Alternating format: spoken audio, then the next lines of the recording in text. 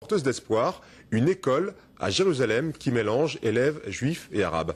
Voyez le reportage de Michel Fine et Danny Tsion. Sari est un petit Israélien de 10 ans. Chadi est un jeune Palestinien de 9 ans et demi.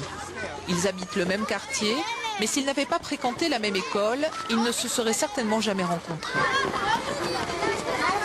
Il n'y a rien à faire. Parfois, les Juifs et les Arabes ne s'entendent pas. Oui, ils ne s'entendent pas. Mais ici, dans cette école, ça marche. Parfois, il y a des coups et des insultes, mais on est puni. Dans cette école, la moitié des élèves est juive, l'autre moitié est arabe. Il n'y a que 4 établissements de ce type en Israël. Un concept révolutionnaire pour les parents d'élèves dans un pays où les communautés sont séparées. Les Arabes vivent dans des communautés fermées et les Juifs aussi vivent dans leur propre communauté. Et malgré la proximité, pratiquement aucun contact. Et la seule chose qui se développe finalement, c'est l'incompréhension, la haine, qui finalement peut se traduire très souvent en violence. Donc ici, ils apprennent quelque chose de tout à fait différent. Midi, c'est l'heure du contrôle de géographie.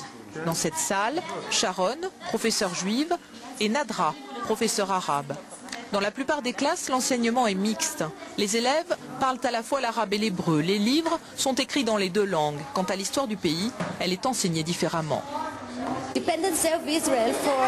Le jour de l'indépendance de la création d'Israël, pour les Juifs, c'est un jour de fête. Pour les Palestiniens, c'est une catastrophe. On leur explique cela. On le met sur la table. On n'a pas peur d'en parler.